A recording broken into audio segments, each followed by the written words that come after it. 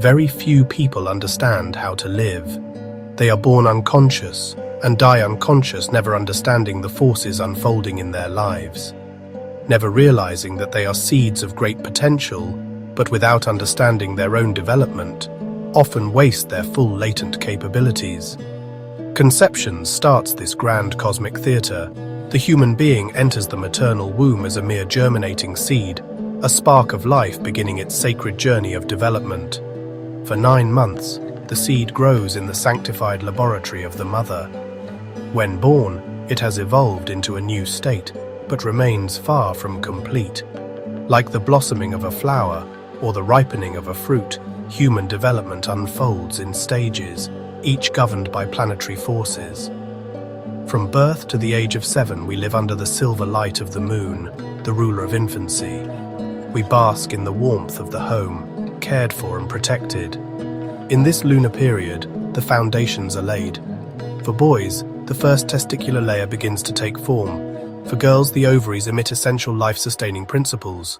But still, the seed is in process. Then comes Mercury, ruling from ages 7 to 14.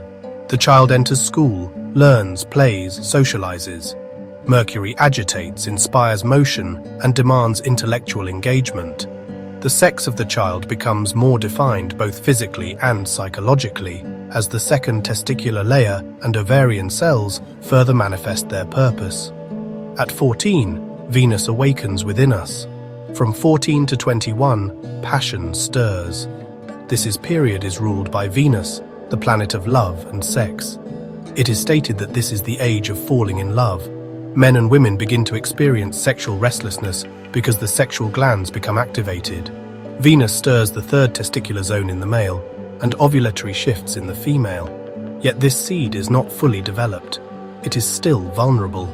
It is very serious that a seed, which has not finished its natural process of development, enters into the field of sexual commerce.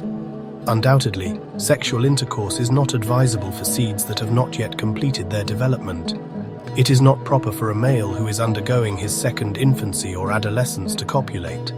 It is obvious that copulation between seeds that have not completed their development, or in other words, by teenagers or adolescents, undoubtedly, irrefutably, seriously damages their physical and mental health. To engage in sexual activity before full development, before the age of 21, is to jeopardize the integrity of this sacred seed. It is premature. It is a crime against nature. The consequence of adolescent sexual activity is not just moral, it is biological and spiritual. Masturbation, too, ravages the body's endocrine system, depleting the very hormones that feed the brain and pineal gland, causing premature aging, mental degeneration, and loss of spiritual vitality. When the seed reaches 21, it is said to be complete. The solar influence takes over from 21 to 42, the age of responsibility. Now, we must conquer our place under the sun. The strength of the pineal gland, if preserved, radiates mental force and psychic energy into our professional, social, and spiritual life. But what if this strength is not there? What if we squandered our sexual capital in youth? Then we struggle, often silently. Businesses fail, vocations are missed, and relationships suffer. Not because of politics, not because of society, but because of misuse of our most sacred force. Sex is the engine of evolution or devolution. The cosmos does not punish. We punish ourselves by not knowing how to live. At 42, Mars rises, the age of warrior energy, of action.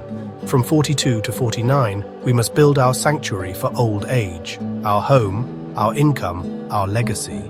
But if we are burned out from past indulgence, Mars finds us weak, and we cannot seize its fire.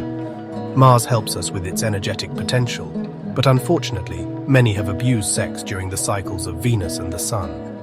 When they arrive at the cycle of Mars, in spite of receiving the influence of this planet through their endocrine glands, they are totally worn out because of their sexual form of life, their abuses.